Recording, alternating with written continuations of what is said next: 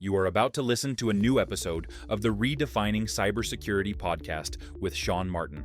Have you ever thought we're selling cybersecurity insincerely, buying it indiscriminately, and deploying it ineffectively? Well, perhaps we are. Let's look at how we can organize a successful information security program that integrates business culture with people, process, and technology to drive growth and protect business value.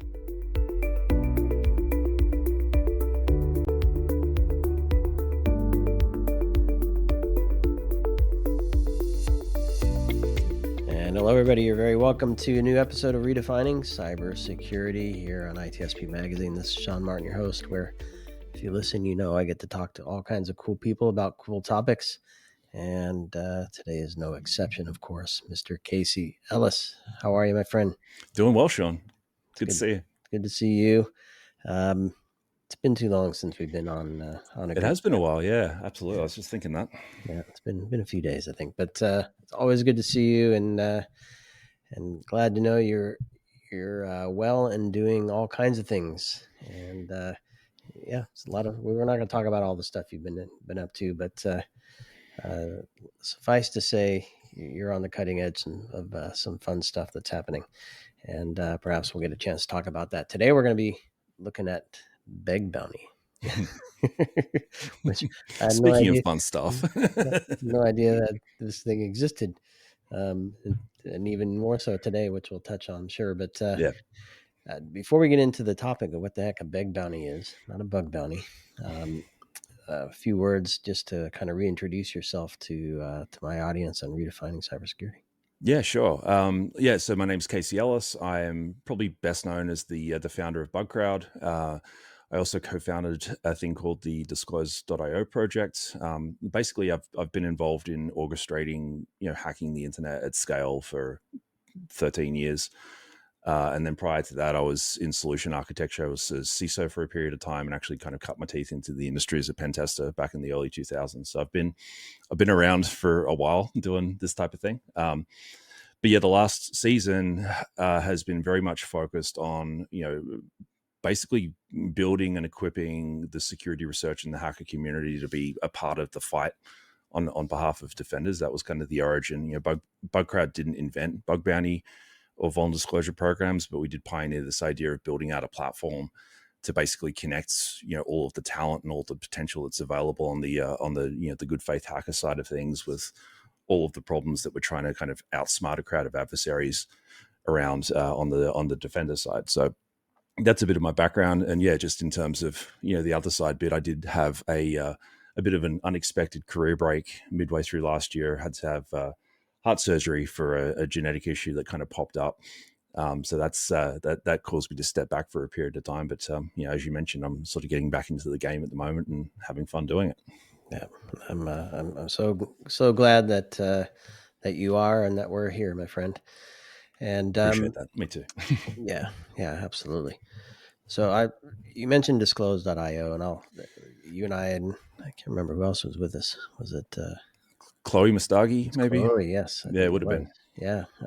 So it's been a few years since we had that conversation. I can't imagine a tremendous amount has changed, but I'll link to that episode because I think it's important for folks to know what Disclose.io is. And yeah, absolutely. Right now, Disclose.io. Short version of that is that there has definitely been a bunch of like legislative changes that have happened, kind of really around the world at this point. Kind of reflecting the fact that like a hacker is not necessarily, when we started Bugcrowd back in like 2012. The problem that we had to solve was to basically explain to the internet that hackers aren't always bad, that like hacking is this like powerful kind of dual use, morally agnostic skill set that you can use for bad things. But, then you've got people like me that enjoy thinking like a criminal, but don't want to be one. Right. So how do we kind of establish that idea? But then also how do we see some of the laws that were written with this sort of default bad mindset changed to reflect, the way that things are. So, Disclose.io is really focused on driving standardization and adoption of vulnerability disclosure programs, and then actually using the adoption of those programs to basically create leverage at the policy level to see the laws change. And that's been a fun ride. Yeah. So good, so important, and I encourage everybody to go take a look at that. And if we need to have another chat, we can certainly dig into that And come again. back to that one. Yeah. Yeah, exactly. So bug bounty, I'm sure a lot of people know what it is, but let's just not beg, bug. Bug. Bug, not Just bag. Yeah. describe that in the context of my audience, CISOs, security leaders, Yeah, AppSec certainly. folks. Yeah. So a bug bounty is effectively a reward that's offered for someone to discover, a vulnerability or a risk, like basically, the ability to exploit any given system or any given company. So, really like the traditional kind of rules of it that, as I said, kind of predate Bugcrowd, go back to probably 1995, I think was one of the first ones in tech Was it with Microsoft? Netscape. It was Netscape back in the day. Okay. Yeah. And there's variations of it that go way further back than that. But, you think about bounties in the old West and that kind of concept of, a reward being used to reduce information asymmetry or to encourage people to look for a thing. It's that, except for vulnerabilities and risks in computer systems. So yeah, the idea is that, the first person to find a unique issue that's within the scope of an established program that's been set out gets a reward for that. And then kind of the general idea is that the more critical, the more severe the issue they find, the greater the reward. And yeah, the idea, I mean, that was kind of the core concept that we used to kick Bugcrowd off, because it's like, this is, the public version of that's very chaotic. You just kind of throw it out to the internet, and not every organization's in a position where they can or should do that. But this sort of overarching concept of, well, we're crowdsourcing now, we're actually able to get, a broader set of eyes on target. We can kind of start to figure out who the right people are and connect them in and get better efficiency out of what we're paying for in pen testing and different things like that. That was kind of the origin of the idea for Bugcrowd. So yeah, that's what a bug bounty is. It's basically paying for a vulnerability or offering a reward specifically for a vulnerability and then paying someone when they find it. Yeah. And so I think, funny enough, I just crossed my feed this morning on the news. Now the news is old. It's old meaning October 10th, so nearly a month old. But Apple announced a $2 million bug bounty, just as an example. Yeah. Looking for the most serious weaknesses that obviously they want to find before criminals do. Yeah, and I mean, in Apple's case, you've got vendors that do that that have like a competitive, basically malicious, like offensive market for those vulnerabilities, right? So it's not, some of those markets are in the West, so it's not necessarily fair to say that black hat or white hat or whatever else, but the idea of folks that buy those vulnerabilities for the purpose of using them kind of in anger, so to speak. Apple's been dealing with that for a really long time because handsets are an attractive target for, the intelligence community and whoever else. We're at a point now with things like initial access brokers and kind of the rise of, the kind of cyber criminal ecosystem, ransomware as a service operators, all that kind of stuff, where, most vulnerabilities that are exploitable, and that's a big caveat there, do have some sort of value attached to them. Like the idea of a bug bounty program, I think in 2025 is creating an incentive to get that information to where you can do something about it instead of having it go off somewhere else. Yeah. And I don't know what the stats are, but I know a lot of the large organizations either run their own or use a platform like you've built. I think the interaction and the ability to scale, you mentioned scale already, is important. And so with that in mind, I saw the reason we connected again is I saw a post from you that was a comment post from Eric Betas, who's a good friend, by the way. I know it was a snarky response to that post, but Eric and I have a long history of robust conversations. There you go. Like this. I'm hoping to connect with him as well. Yeah, he's a good dude. So the term beg bounty came up there, and I was like, is this a play on words? And then you read the thread, and it's like, no, this is actually a thing. It's a real thing. Yeah, 100%. So what is a beg bounty?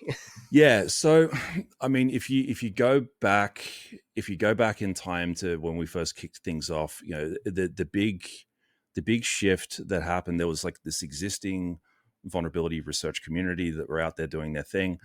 As I mentioned, there was like legal considerations around like, are we going to get, a C&D, or are we going to get our door kicked in because we're trying to be helpful here, but what we're doing looks like it's illegal. And then the other side of it was like, I think the work and the value of the things being discovered didn't really have a value attached to it. So you had this kind of core group of vulnerability researchers across all sorts of different domains, like web, hardware, binary, like all of it. Kind of not really getting a fair shake at being in a position where they could actually help solve the problem. We came along, and then a couple of other platforms kind of launched shortly after we did, and then there was a second wave probably 2 years later. And all the while that this is happening, there's this like kind of second generation community just swelling around it. Like it was very much it was an interesting season just for the cybersecurity industry in general, because I think kind of everyone woke up to the fact that this could be a career path all at the same time. So you had all sorts of different folk come in. You had people that came in that, are like a 10 out of 10 for enthusiasm, but maybe a 2 or 3 out of 10 for like actual, usefulness and effectiveness. And then you get people that come in that are just savants, and you've got to figure out how to, connect them up with the right opportunities and sort of have them mature in their career and how they apply it, right? So, that sort of influx of folk learning vulnerability discovery for the first time, like not necessarily having just sort of stumbled into it as hackers that suddenly realized what they were doing was valuable, which is kind of where my generation mostly started off. They were deliberately engaging it as a potential career path, right? So that's sort of the backstory in terms of the players in the mix. And like it went from being a fairly small group to being enormous. The thing that happened, or the thing that started to happen is, if you got this set of rules or this expectation of norms that are out there on the internet, that if I find a bug, I get paid for it. Or if people come in and they don't have the full context and they just kind of assume that's what bug bounty is and how it works or whatever else it might be, you end up with folks that are kind of like when you pull up at an intersection and someone jumps out with like the washer wiper thing, just kind of does the window and then asks you for money afterwards, right? Yeah. And that's basically what gets referred to as bug bounty. So you get people that come in and like sometimes they're finding things, like I think it's the minority of times they're actually finding things that are important that should be done. For the better part, they're just sort of opportunistically saying, hey, you've got like a missing HSTS header, or like you've got a weird certificate, or you've got some sort of benign like priority 5 issue. Do you have a bug bounty program, and can you pay me for it? That's effectively what a big bounty is. I love the window washer analogy. Yeah, because it's a bit brutal, but it's completely accurate. Because as you were describing it, the first part of it at least, I was thinking instead of people going to hack the box, they're just going to somebody's website or web app and practicing there, right? And if they find something, let me see if I can, instead of getting points and hack the box, I get maybe some money. Yeah, and the problem picks up when you end up in, because like there's been examples of this, like the Uber case was like this. And then when you look at what happened with Optus in Australia, when that breach happened, similar sort of thing. They went in, like these are like young hackers that aren't necessarily thinking through, right. You need to be offered this reward first if you like find a thing and then contact the company and ask for money in exchange for information that could be used to harm that company. Like in most parts of the world, that's extortion, and it's actually a really kind of a dangerous thing to do. And those are in the kind of cases where there's been an actual like pretty serious breach of data or whatever else. Like for the better part, what we see is kind of what I was just describing. It's like, hey sir, I've found this like critical issue. Do you have a bug bounty program? If you do, I'll tell you, and you can pay me some money for it. And generally it's lame. Like it's garbage. Like it's either made up or it's like they've run kind of a web app scanner and taken the output of that. And then they're just kind of firing it off opportunistically to see if they can get some money out of people. That last version, that's the version that I was kind of talking about in this LinkedIn post, because I think the community, like the vulnerability research in the bug bounty community, there are some kind of established norms around, how to conduct yourself in a way that keeps the entire community safe, if that makes sense. Because like if we end up establishing a reputation as a research community overall, that this is the kind of thing that we do, the actions of a few end up tarnishing the entire community. And I actually think that like internal community policing and some degree of call out culture is actually pretty appropriate for stuff like this, because it's like, no, that's wrong. Stop doing it. Right. And if people don't stop doing it, then like, frankly, beat up on them a little and like let them know that they're being jerks and actually poisoning the well for everyone else. So that was kind of the origin of the rant on LinkedIn that prompted this conversation. Yeah, and I was trying to scroll through some of the stuff here, and there are a few comments. And what are the feedback that came in through that thread? Is there anything that stands out for you, or it just says we're in trouble, or look, I think we're lacking. I mean, we're always in trouble, right? Like vulnerability discovery is just difficult, full stop. And it's necessary. It's important. I think being able to understand where your risk is up to so you can do something about it. Any kind of self-respecting CISO has that as a part of their core job function. And this is one of the ways that you get that kind of information. I think the thing that's unique about it and the thing that's actually valuable about it is that you're getting that information from the outside in a way that has no like institutional blinders on, right? Like you're not constrained by, institutional knowledge or like wherever the tooling's up to or any of that other stuff. It's just someone who's like looking at a thing with a fresh set of eyes and thinking about it in a completely different way and identifying a risk, right? You can't suddenly just decide to listen to the entire internet all at once because you'll go deaf. So like somewhere between those two ideas, like there's truth and there's the way to approach it. I do think that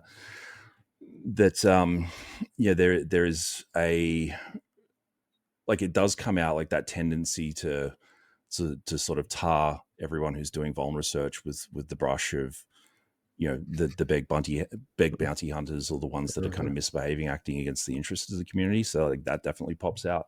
I think the idea of like charging people, like Eric's idea, and he wasn't being serious about it. He was just kind of throwing it out as like, this is really annoying.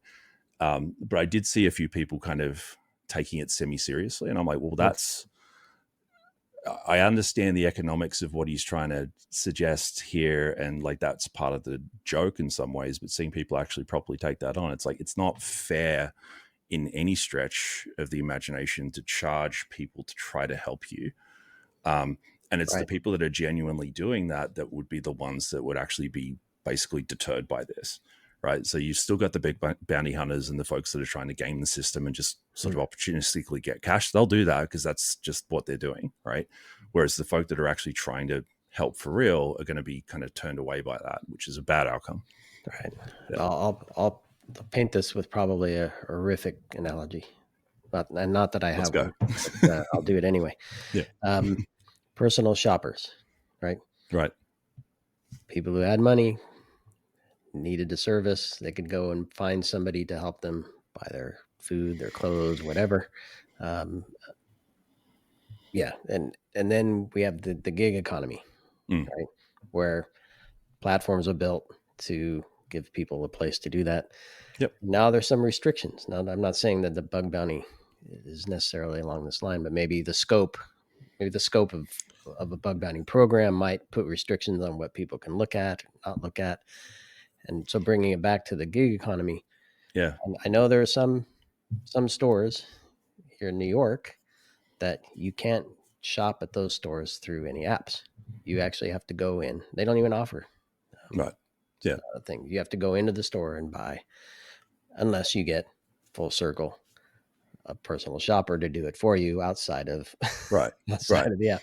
So I'm just wondering if, and I know what you painted earlier. I get where you're going with that. Yeah. There are people that aren't up to snuff and they can't actually get on a platform in a way, but I'm just wondering you're also describing, or perhaps what Eric was maybe alluding to, is that there may be legitimate people that may have the goods to do good things, don't want to work for a firm, don't want to be on a platform, and they just want to be independent contractors, right?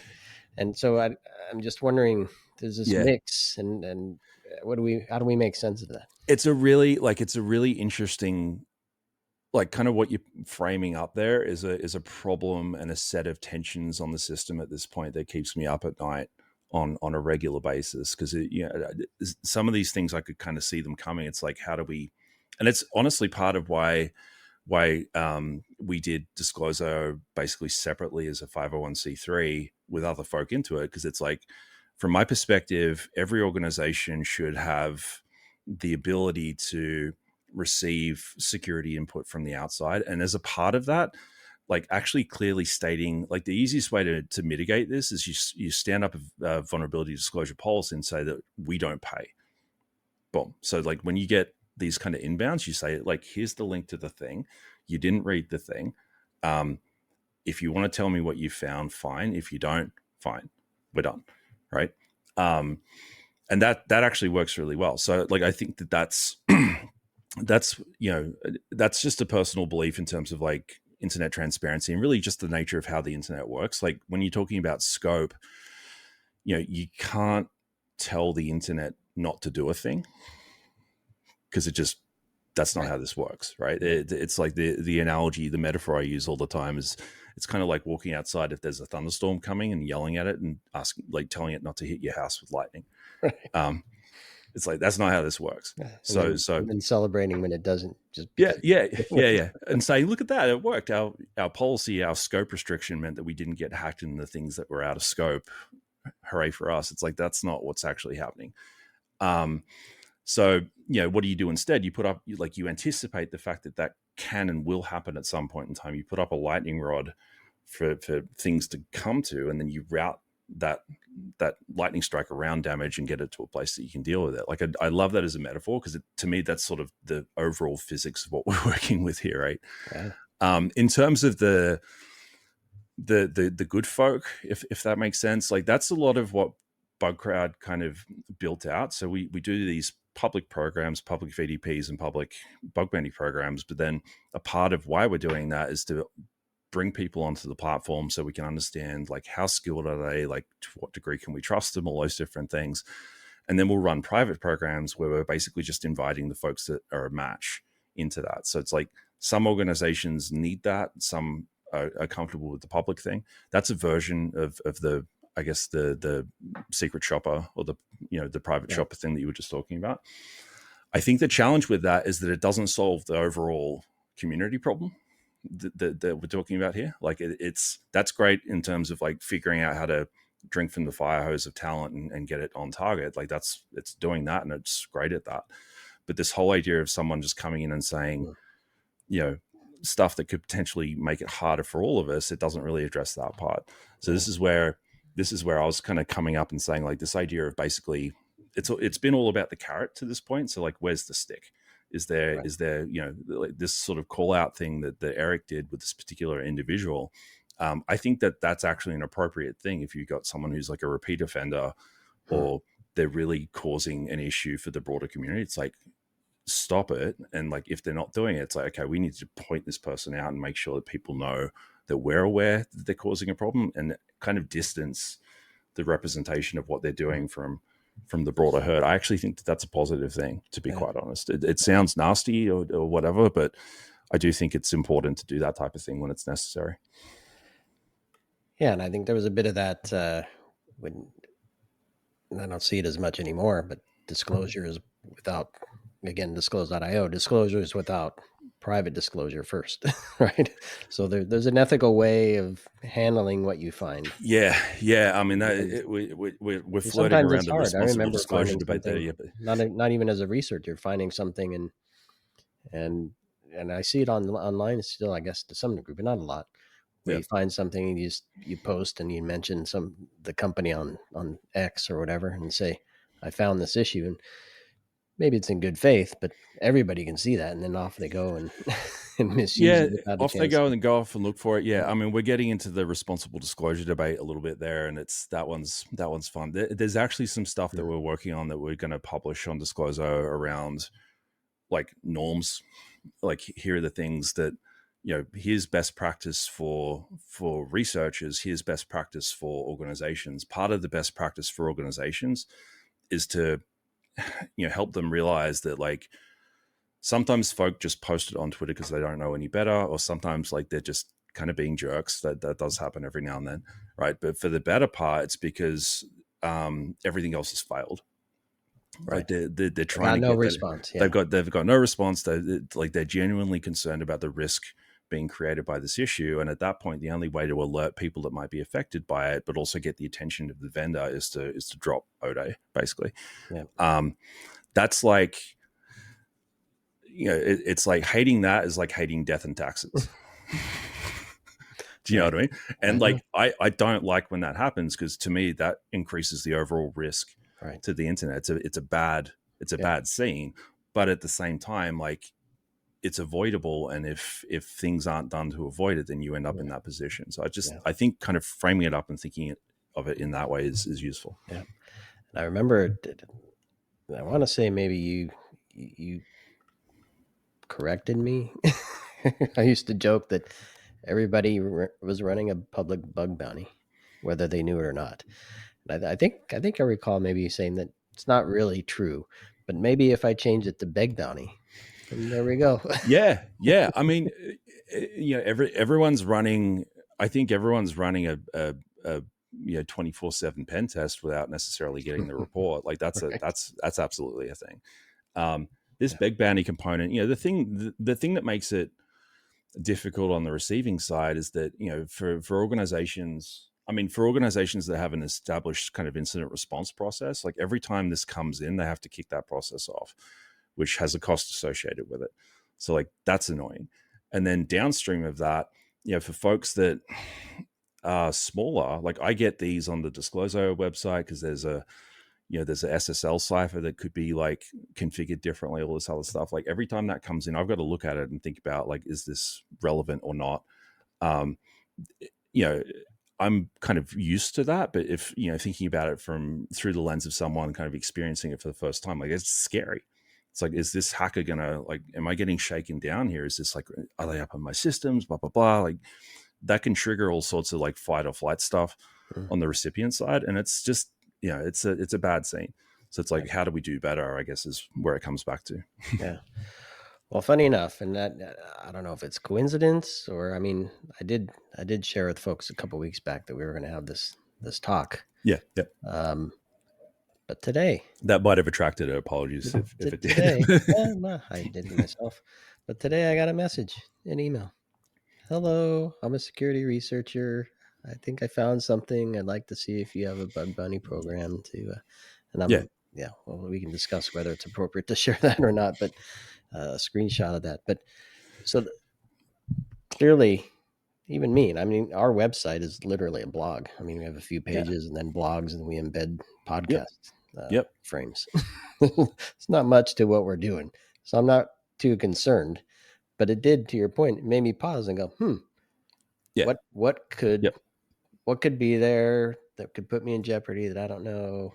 Yeah. And like, so to me, I had to pause. Yeah. To me, those ones are the worst. Like, where it's like, do you have a bug bounty program? Can you give me money? If you can, I'll tell you the thing that I've found. Because, like, you've got, for starters, like, technically that's extortion, because you're asking for money attached to what could be easily kind of perceived as a threat, right? And then for seconds, like, there's no value. Like, you could just like auto generate those emails and send them out everywhere and just see what came back without having done any kind of research or providing any sort of help. So it's just like that sort of thing is, I think the big thing there, in terms of a response, like I said before, proactively putting a policy up that says, if you find something, if you think you found something, send it here. Here's what we'll do. No, we do not offer a reward. If that's how you want to play it, then like being proactive about that, I think, is like the easiest way to go, because then you can just point to that thing. But then outside of it, just responding and saying, no, we don't. if you want to tell us, fine. If not, that's fine too. Yeah. Have a nice day. Yeah. And so my initial thought is, and maybe we can kind of frame this for security leaders and CISOs listening. I don't know. I'm sure people in the company get it who don't even know what to think of it. Yeah. So good answer, or some good insights there and some advice there. But my initial thought was, don't even engage. I don't know if that's an appropriate response. I think it is. Yeah, actually, I think that's a better, like if you treat it as like an inbound piece of spam. That's where it ended up, funny enough. Yeah. And the caveat there, I'm trying to be careful with this one, because there's so many different ways this can kind of come in, and some of them, as I mentioned before, will be valid. And potentially actionable. So it's like, what I don't want to say here is just route it all to dev null and throw the baby out with the bathwater. But yeah, like treating stuff like that, where it's just like, I found something, do you have a bug bounty program? Let me know. And there's no additional information outside of that, then treat it like, you've got unpaid toll fines, or, we're calling about your car insurance. Yes. Yeah. So as I'm sitting here, I'm just thinking, wouldn't it be nice if Disclose.io had a place I could forward that message to? Yeah. No, it's an interesting, I mean, yeah, that whole idea of like the anti-Hall of Fame, that's actually a fun idea as a catch-all, to be able to build out, a list of offenders kind of doing this type of thing. But yeah, it's a fun one. I think, just the ability to me, like what we're working on at the moment and getting out shortly is this whole idea of like, don't do that. Like, if you're, as a researcher, if you found something that you legitimately believe to be important, that's like creating risk for the customer and their users, and you think is something that they need to know about and that they need to fix, like the number one piece of advice there is like, never ask for money in the initial interaction. Just don't do it, because like that hasn't been offered. That's not the deal that you're kind of working under at that point in time.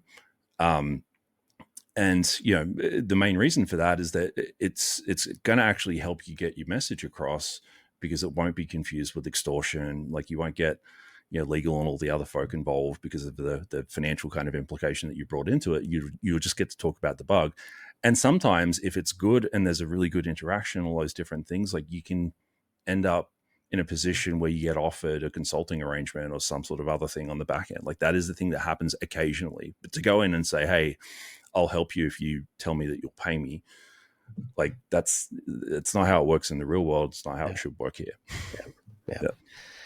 Yeah. And even if this one doesn't exactly say pay. Yeah, bug bounty implies it pretty strongly, though. Yeah, I think it says, do you have any rewards or incentives? Yeah, there you go. There you go. I'm gonna get paid in a T-shirt. I think somebody who owns the domain says, I got to pay the T-shirt. It's a delicate thing. I know we're hitting up on time here a little bit as well, but like, it is a delicate thing, and I'm sure, like, of all of the stuff I've kind of run through as like mental models and ways to think about it in our conversation, there's going to be edge cases to that I'll get yelled about at some point, because it is sort of how this works. Like, there's a lot, like, we're talking about bugs that aren't meant to be there in the first place, and people that you can't anticipate discovering them. So the fact that, like, all of this is a product of unintended consequence. Right. The fact that it gets weird sometimes, like, that should just be par for the course. It's more like, how do you establish sane baselines and kind of, clear guardrails around standardized process and different things like that, and then just try to stick to that as best you can. Yeah. I think that's the best advice. And I think probably across the board for most things, security is understand what the unknown might look like and have a process in place to deal with that, and deal with the unknowns that come in the middle of it as you're responding. It's all about 80-20. Like, it's got to be. Otherwise, you spend all your time in the 20 and you get nothing done.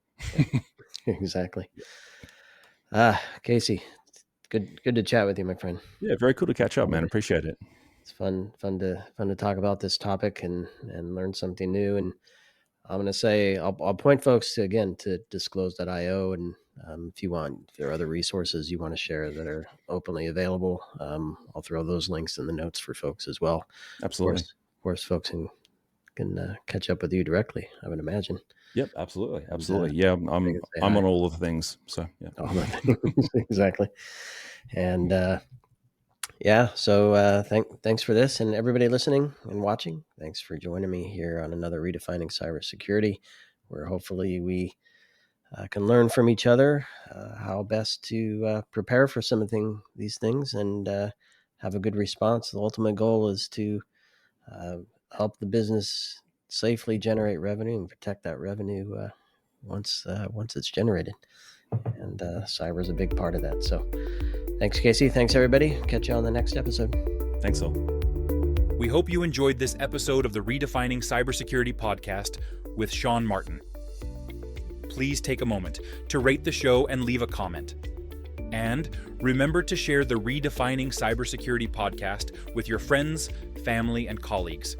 Come back for more conversations and follow Sean Martin at seanmartin.com as he continues his journey towards redefining cybersecurity.